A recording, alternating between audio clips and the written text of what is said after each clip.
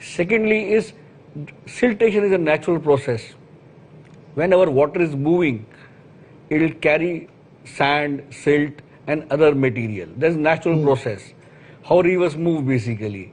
Rivers start from mountains or from their catchment area, and then they carry silt with it. Whenever velocity goes down, where speed of the water goes down, these materials are deposited. So basically, when you are reaching the sea, you will have deposition of the material, which is happening at Accra also. It's a natural process. If you have heard, in June, July, Mumbai will face the same situation. Mumbai is the commercial capital of India, one of the biggest commercial city in Asia, and they face the same situation. And whenever high tide coincides with the rain, you have flooding. Why? Because water is not able to go to sea, because now you have a barrier because of tide. At the same time, drains are choked, so you have backflow into the city. Same thing is happening at Agra. Mumbai is a big city, it happens at a much bigger scale. Captain, picture you've given me, is it that this situation can never be solved? No, it can be solved. I'm coming to that one. So what I'm saying, first is more planned infrastructure development. Okay. That's one which is very, very critical. It's not only for rains, it's for entire city to cope up with the influx of the population. Secondly, dredging has to be done. Other infrastructures have to be rebuilt, like what he was talking about, CLEP. CLEP was a very good idea. Basically, they wanted to take the polluted water of the city, not coming to lagoon, and straight away going to the sea. That was the idea. And then they had an arrangement that if flow is too much, then they can open the gates, let water go straight to lagoon. Okay. CLEP has failed because of various reasons. And Dredge Masters is back and they can never restore the CLEP project. I'll come to that one. So CLEP restoration is one point. Then if you see passage to the sea, you have breakwater, what we call stone jetty here. Okay. Basically, bridge has been expanded, but breakwater has not been done. So basically, even if lagoon is fully efficient, even then passage to sea is narrow. It has to be expanded. So dredging has to coincide with this infrastructure work, that is CLEP has to be restored or replaced. Okay. Same, breakwater has to be rebuilt, widened. So all these infrastructure activities has to take place alongside dredging. Would want to solve this situation. Okay, so this project started somewhere within the year 2000. We were looking at a situation where we could use some let's say $90 million to be able to restore the Odor River and also Odor, and then also the Kole Lagoon. But we've sunk, at least per my research, somewhat within the bracket of 600 million, and yet the place looks nothing close to a water body that has been restored. Now, it is not that Accra does not know its situation or how it can restore or resolve its flooding situation. Right from year 2017, there had been a report going around, and some of the documents which my friend Kojo sent to me had it outlined that drainage was not in line with the rapid increase of population.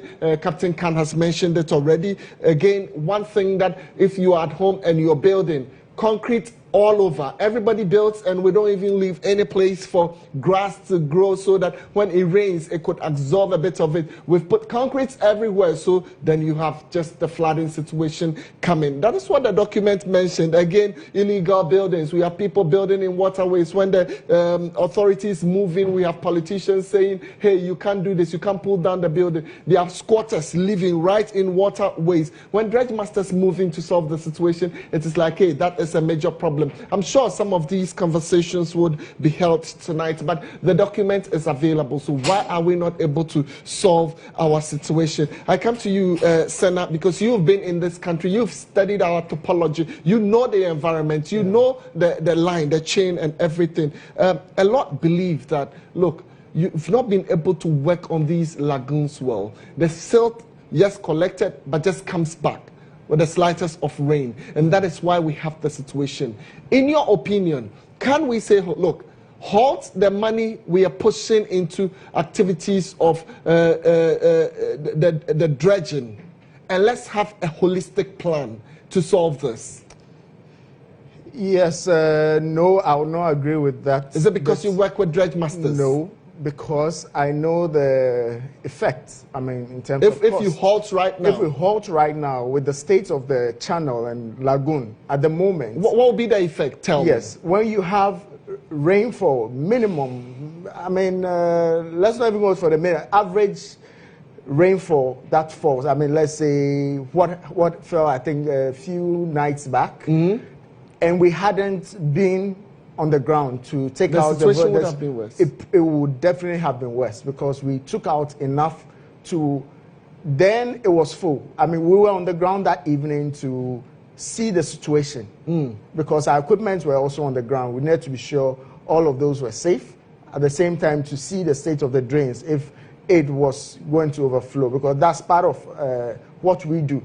And we realized that it was just at the brim. It didn't overflow, but it was just at the brim. And we are taking so much material out. Imagine those volumes of material were not taken out. We definitely would have had a similar flooding situation. So you agree dredging is key to It's this? very key. We cannot pause at this moment. We cannot pause at the moment. It's very important that we dredge because we stand the risk of losing millions of dollars as compared to what is being put in to ensure that we avoid flooding. Because if you look at the devastating effect of flooding in the enclave, in the community, you have a lot of industries around, factories, businesses. Yes, businesses that are, and once, I don't know if you were informed about the value in terms of money that was lost in the June 3rd. Yeah. It was huge. It was huge. And we would not want to sit back and look at all of that being destroyed because of, I know money has been sunk into this project, but for me as a company, we don't believe that money is being wasted with what we are doing on Captain the ground. Khan, you always go to site, you pick the plan, the dredging process, you meet your team and you discuss it. Through the discussions you've had, what are the major challenges? Why have we not been able to restore the odor? Why have we not been able to totally dredge the Korle such that in other countries that you've been to, I could even commute with a boat directly to the southern part in a beautiful environment where aquatic life exists? Yeah, I'll say something about a technical point here. What happens that when you have channels like this, is basically you have a hydrodynamic balance in them. What happens, silt you cannot stop because it's a natural process, but inflow and outflow should balance. So that what is coming... This is typical engineering. No, I'm trying to so help me. No, I'm trying to simplify it. Yeah. That suppose 10 meter cube of silt has come today. Yes. So within this 24 hours, it should go out. But then it should get only 12 hours to do it because flood tide will stop this one from going. Right, so it doesn't So go. basically, entire silt which has come today should be evacuated in next 12 hours. It gets 12 hours time in 24 hour cycle. So you have lagoon where this is stored and it waits to tide to go down to go out. Yes. So basically, dredging will be done to make, once you get this balance, your need of dredging will reduce drastically. Once balance comes back, dredging need will reduce. Yeah. So what we call basically in dredging terms, we call capital dredging first. The moment you have capital dredging and you bring down the level and bring the balance back again in the nature, then you will have a regular maintenance dredging, which is at a lower scale. What is happening at Accra in addition to other countries? As you mentioned, that you have structures which are very close to channel, you have too much concrete, runoff is straight to water, there is no seepage into, because lack of plants, lack of vegetation, these are these things, and basically not dumping into the refuse being dumped into the channel is aggravating the situation, which is acting like an additional barrier. That's a major challenge. Let me say clearly to him. So he's basically alluding to the fact that, look, people are still dumping waste into the channel, and this is piling up and preventing free flow of water I'd allow you to go on. I just needed to make that point clear to our viewers out there. So it includes, that's another major challenge that you face. Exactly. So basically what happens when you put refuse, now I learned the right term, bola. So what happens basically is acting like a barrier. Okay. And it is increasing even the density of the material. So water which has cleansing effect of moving the material, see density is about 1.3 or 1.4 normal silt, water carrying silt is 1.2, 1.3. What is happening now, density is becoming big. So water is not able to move it. So basically you have piling, you have barriers, and it reduces the biological quality of the water. So aquatic life cannot be sustained because now this water is polluted, is more like a poison for aquatic life. See, if you go to Venice, they have transport coming. A day will come in Accra where you can have boats going up to Caprice. It's just a picture I want to see. That boats can just help you get into Accra with ease. So that the roads will be can reduce your transport cost and at ease. I pat government in the back. I mean, we've invested every money that we're supposed to, and yet this is not happening. It's just not happening, Captain Khan.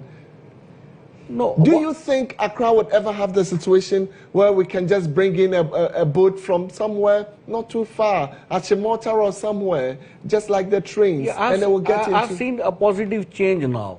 I've seen the way government is approaching now is a sustainable development, basically. So this approach has come to in the Odo channel.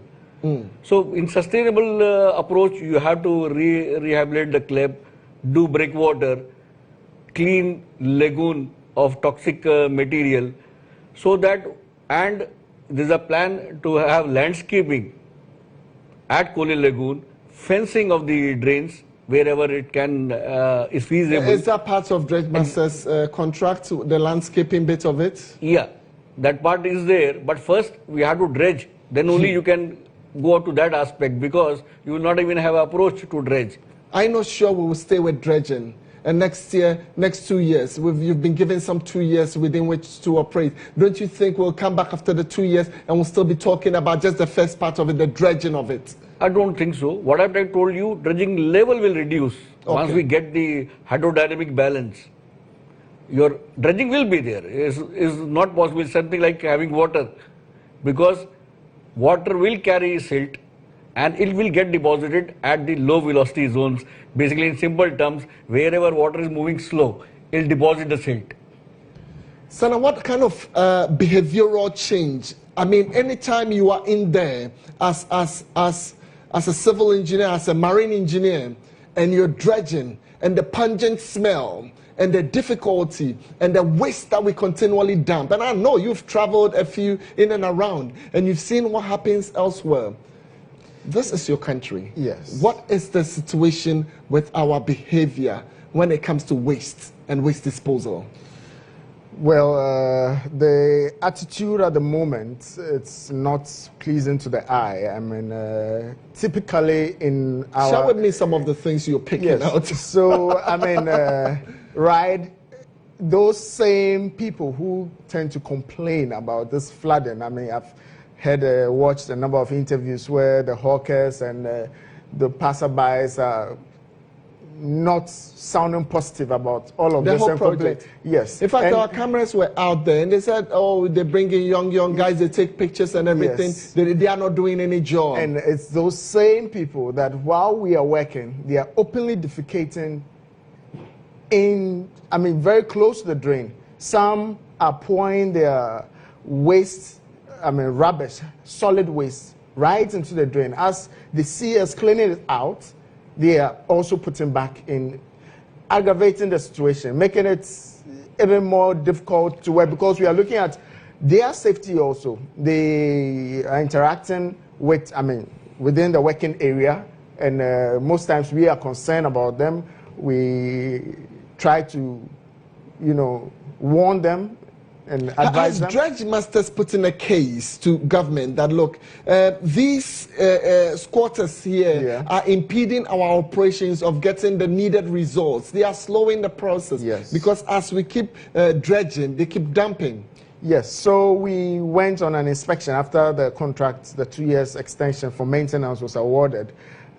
We went with a consultant, which is the Hydrological Service Department, and then the Accra Metropolitan Assembly, AMA, to survey. And I mean, we wrote to them and explained to them the challenge, especially with the squatters who are too close. And you don't have just people who are just, I mean, most of the time there are people who are just homeless, who have some makeshift structures close to the drains.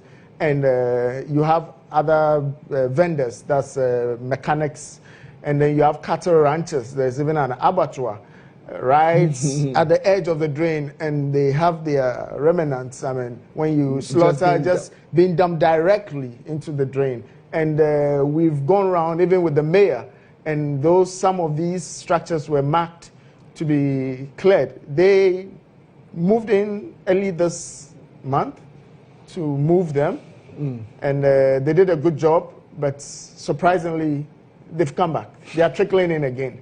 And we are still in discussion to see how best we can monitor and control their coming back, not just doing a one-off activity, but a permanent fix to also prevent human interface with the drain. Because also, in effect, when you have the situation where water overflows the banks, they are the same people who are being washed into the drains. You have children, toddlers. Some of them are dying. Some of them are dying. When the floods are heavy. And then you see them washed downstream. And we've had to call in the police to take some bodies away. And it's all these squatters that are really, really making it's a bit of a challenge. I mean, outside the operational challenge, I mean, they're up to the nuisance. You know, the taxpayers' money, which includes my money, my taxes and the like. Captain Khan, part of it has been given to you for this project. I'm sure you'll be taking it back to India when the project is done. But forgive me on that. I'm saying that because I want to know the state of dredging, where you've got into. At least, you've been given part of the money for your contract. I anticipate that you've also reached a certain level. So when you assess, when you put your map down, what percentage have you gotten to in terms of dredging the project? What we have two strategies at the moment. Our immediate aim is to prevent any possibility of flood in 2019 rainy season. So for that we have our own strategy now. So we are trying to make a passage to the sea for at least for the rainwater to go, unless until it is very, very abnormal. But we have this 2 years contract, so we basically want to bring back the hydrodynamic balance back before we end, so that from then onwards a regular maintenance dredging can cater for it, instead of this kind of capital dredging but you can't break it down for me, the extent of work you've done so far? We started beginning of this month. Okay, so you've not been too long on the site. Yeah, you can but say. we have done a considerable job. You must have seen the piles which has come on the drain sides, and they've now been carted away. So a lot has been removed, and that was the reason. On last Sunday, I was there till about 11:30 p.m. while it was on the site, raining. and the only place I was finding difficult was Klep, because it acts like a barrier. The rest of the places is under control. All right. And one of the reasons was that about... How soon can this part of the project be restored or be fixed? So basically, what we'll do now, we'll dredge around it, okay, so that water continues to flow. Okay. But then restoration of Klep has to be done. It is basically you have to redesign the whole Klep again. Because way back when it was done in a different way, and it's not worked much. I heard about 1 or 2 years or maybe 3 years it worked. So basically, even design is quite old. So the whole thing has to be reworked, redesigned. So it's a long-term project. But basic thing is dredging. Unless until you finish dredging, these things cannot take place. Sana, yes, would we make progress with this? Oh yes. My taxpayers' money is in there. We are very hopeful and very positive about it. I mean, the aim now is to prevent or avert any flooding situation. I mean, this rainy season, as my MD Can we said, have your word that, look, the extent of dredging that we've done now, the channel is cleared such that we would hardly get a flooding situation? Well, it's a lot of work, I must admit. Looking at the volumes we've taken out, I mean, we haven't measured. I mean, it's still at the early stages to be putting figures to the volumes or quantities that have been taken out. But looking at it from, visual inspection, you realize that one will be surprised to imagine all of that in the drain and why we haven't probably started earlier. But as I said probably, I think some time back, we have been monitoring the situation and we have informed the clients, the government about the need to continually a regular maintain person who lives along the Odo, maybe, just when our microphones went around, said, look, they bring out all the silt, park it at the banks, expecting the next rain to wash it back into the channel. Tell me this is the situation, and I have some questions for you. No, that's not the situation. Yes, we are stockpiling at the edge, at the banks, but then mainly because we could actually have moved it further away from the banks, but it's because of these same encroachers who have made working around there a bit difficult, because we would not want to be injuring or damaging people's property. In as much as their settlement there is illegal, we also haven't got that right to damage or injure anyone by. Basically, I would like to come here. Yeah. What happens when you pick up the material? It has got its own water content. So basically, you have to stockpile it so that water drains out, it becomes dry, then only you can transport. So How long does it take to get dry? Yeah, it takes about 2 to 3 days. So basically what you are supposed to do is to stockpile a bit away from the drains. And when we were doing in 15, it was quite away. But now, unfortunately, if you go and see the structures, say at Circle, even you have a wall which has come so close that trucks are not able to turn, they are backing down. They are not able to turn, they have to back down to load. So that's why now what you see is at the close of the edge is a normal process, but it should have been away from the edge. But then we don't have a place left to be away from the edge. Have you raised concerns about it? Yes, we had raised with Hydro, AMA, and they came and they say they're still on a job. Do you have enough money for this project? It's limited. Khan is looking at you. We have limited resources for this project, not just money, but equipment also need to, it also boils down to money, but we need to maintain, and fuel is the biggest expenditure. And with the huge fleet, we are guzzling a lot of fuel in 24 hours. Describe in a day the equipment, the machinery, the activity, the energy that you need to sink in there. You're always on site. You see some of the requests that we come. have. The stretch, the span is quite long, down right from Caprice down to the out for the sea. That's the upper and lower lagoon. So we have 4 dredgers, which are always working. We have long reach excavators, barges, trucks, huge fleet of personnel. It's a large number of people, and we've put a lot in place to ensure that whenever it rains, the main plan or purpose for this is to ensure that whenever it rains, we don't have the water overflowing the drains. So it's quite a tedious and engaging process, and disposal of the material also to ensure that, as you earlier said, to quickly move it from the site to a proper disposal place to ensure that we don't have it back into the drain is also key. So a lot goes into this operation. Have you been given your needed resources to be able to complete the job, such that I can also pull you in here and say, we gave you this amount of money, but you have not delivered on the job, or yes, congratulations, you have delivered on the job? Yeah, if you see, we are lucky that we belong to a big group, Jospong group. So basically 15 to way back till last year, we went on pre-financing. Okay. Our group financed us to do it. And so they have done a good job. So what I'm trying to do, finance is a challenge because you need finance, and amount of resources being used are massive, and it requires a very, very heavy investment, which I'm sure if we would not have belonged to such a big group and such a supportive group would have serious challenges. And if you see, after 2015, Odo has not overflowed even once.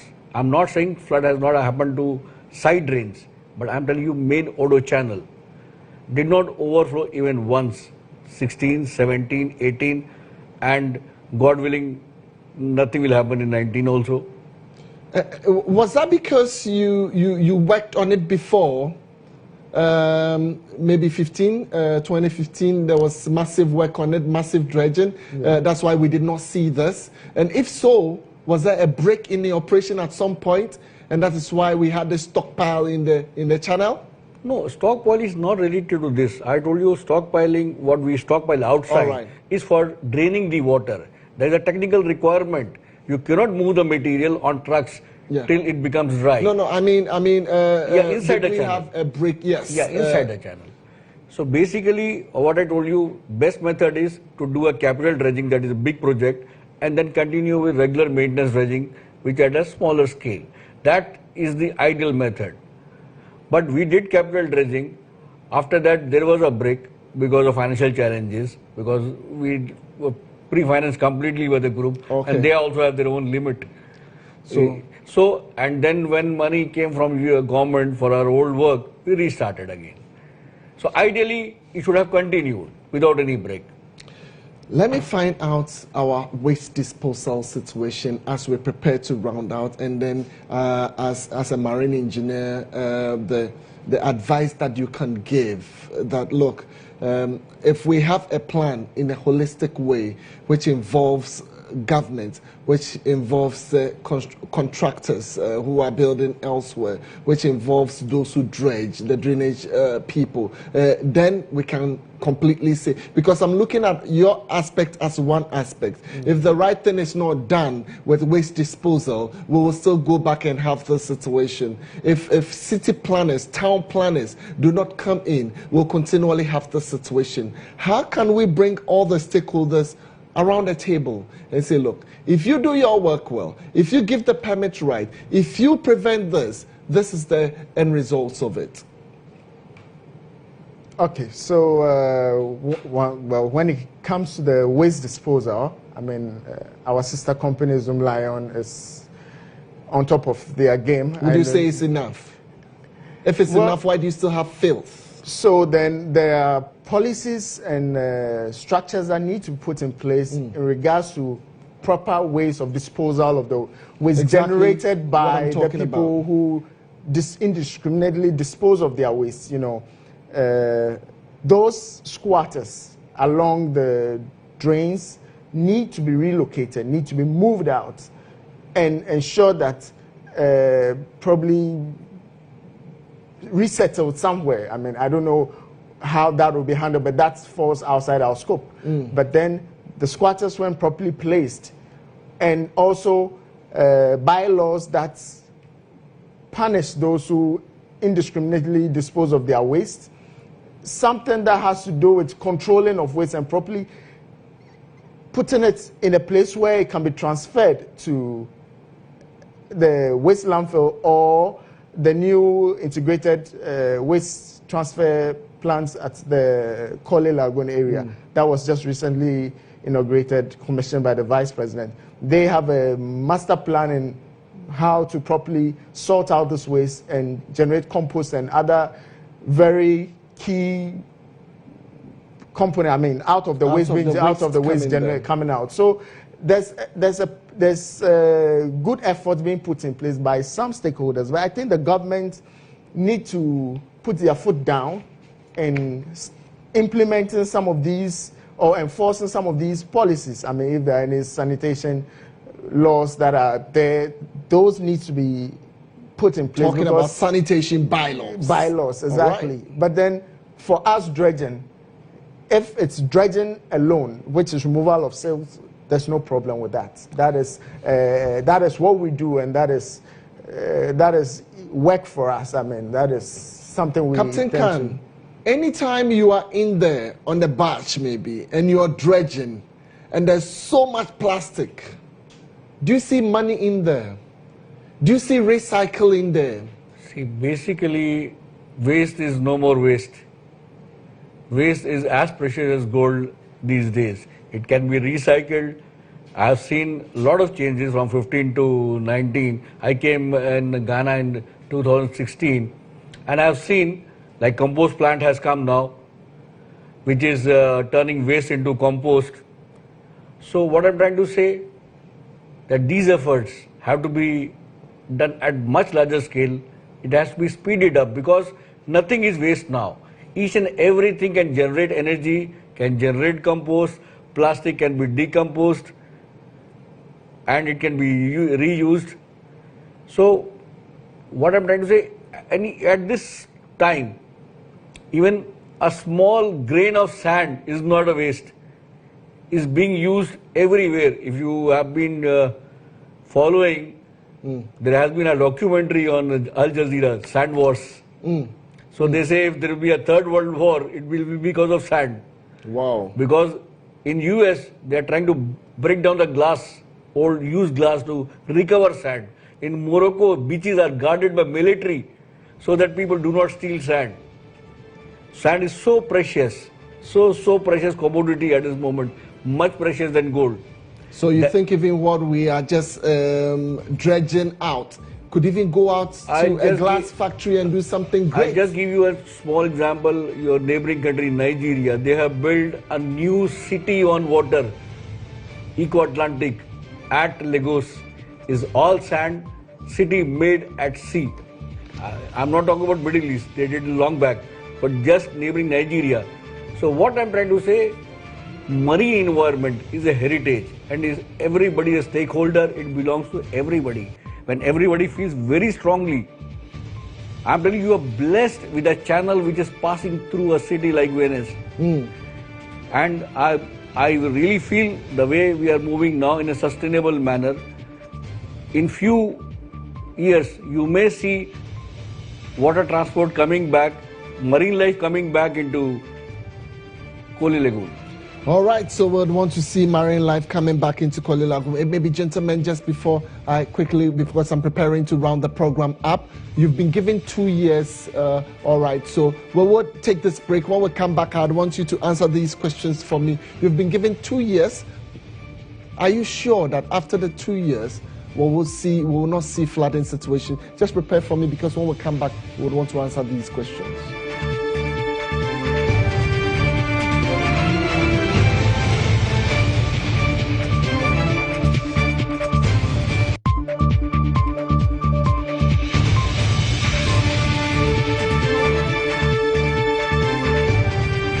Akoto loves his family. He works hard to take care of them.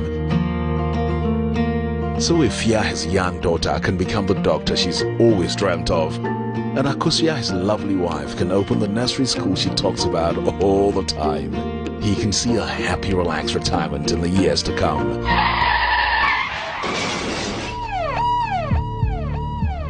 But life can get in the way of our dreams. Unable to work, how do their dreams come to pass? Don't let life's tragedies get in the way of your family's dreams. Get a life insurance policy from Star Life today. Star Life, your solid partner for life. For 62 years, Ghana has been creating its story. A story worth celebrating. So this year, 1759 celebrates 1957. Celebrate with Guinness and win your share of 1 million cedis plus millions in instant prizes.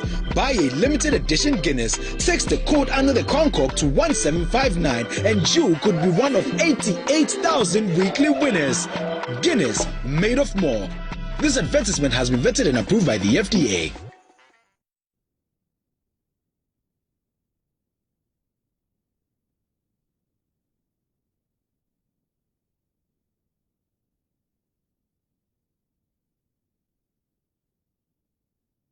You're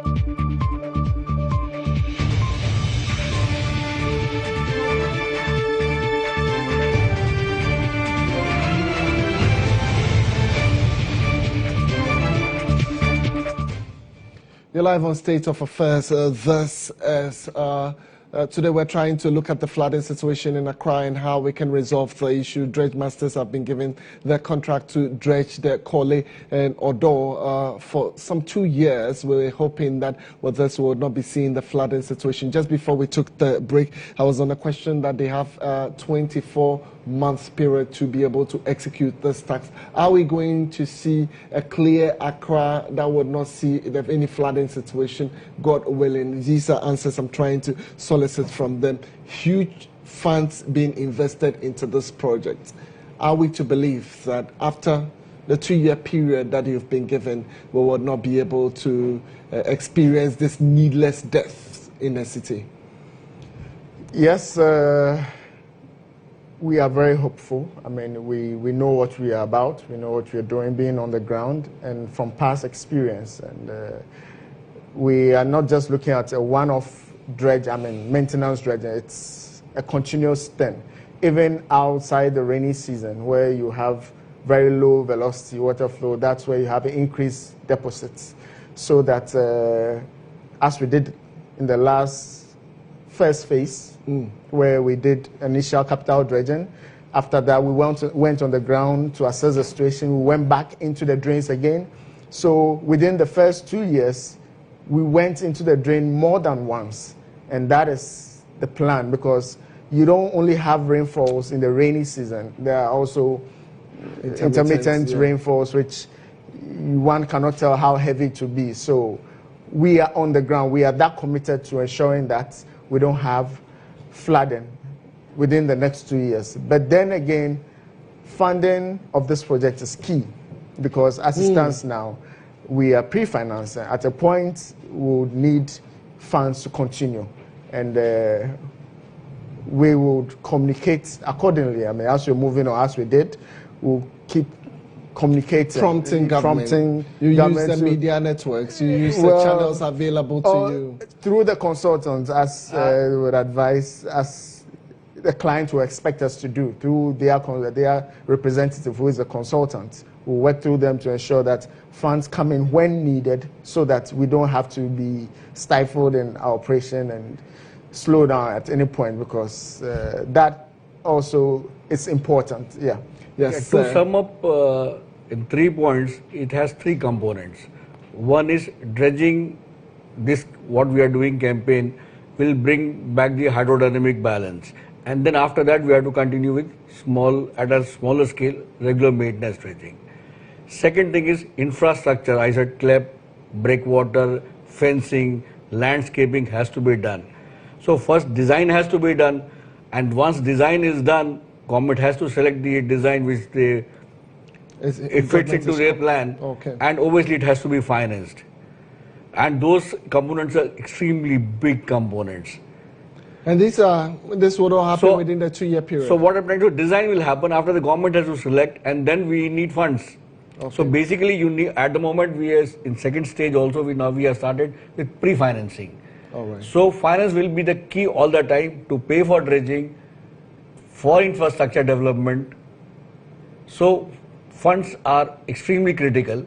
But if you have funds, if you suppose we assume that we have funds in Ghana, so first is to complete dredging, bring back the hydrodynamic balance, continue with regular maintenance dredging, at the same time restore CLEP, expand breakwater, bring in fencing, bring in landscaping, make people feel as a stakeholder that they own this water. Are you engaging the community? Are you engaging the people who are very close and letting them understand that, well, this is not for me to take back to India.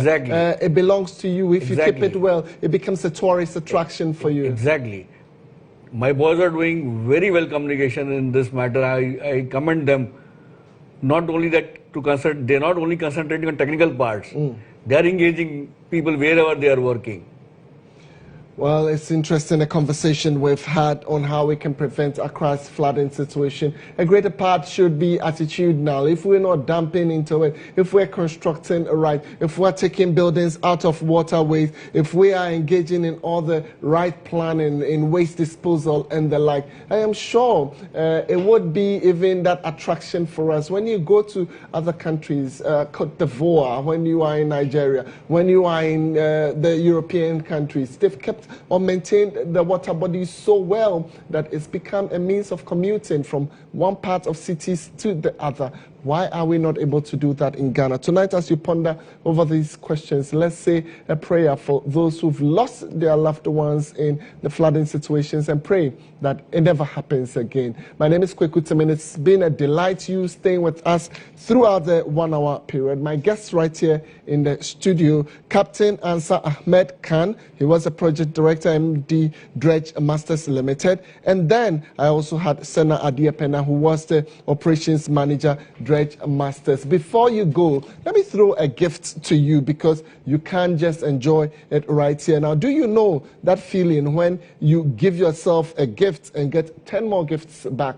I'll share the details with you shortly. Don't worry. Now, you don't know because you haven't bought a Samsung Galaxy S10 yet. And I know my guests already have some Samsung Galaxy S10. Well, just if you are at home this Easter, this is what you have to do. Go in there, buy yourself a Samsung Galaxy S10, and we'll give you whooping 10 gifts in addition when you purchase the Samsung Galaxy S10. Look sharp, get your Samsung Galaxy S10 and get 10 gifts back. I'm sure you'll be very glad when all those gifts are treated.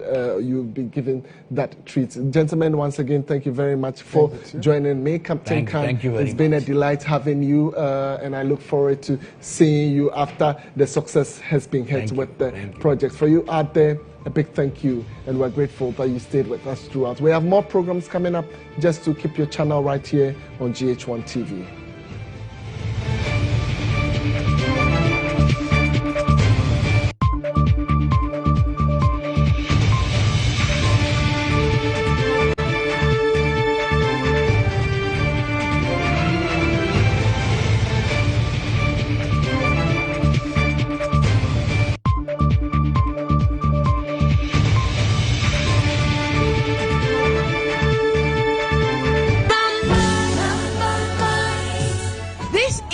Let GH1 TV, in collaboration with Footprint TV and Marina Mall, help you get your praise on with the biggest gospel jam dub, the Hallelujah Praise.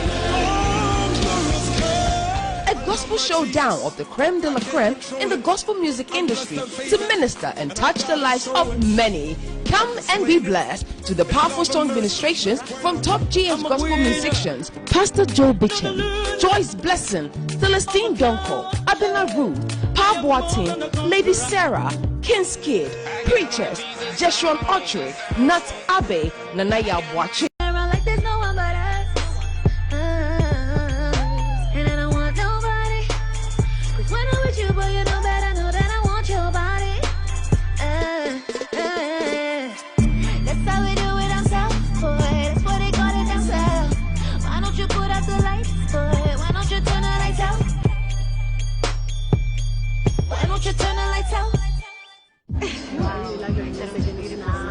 Hey, look at you, superstar. Hey. Wow, come here. That was such an amazing performance. You know what I'm thinking?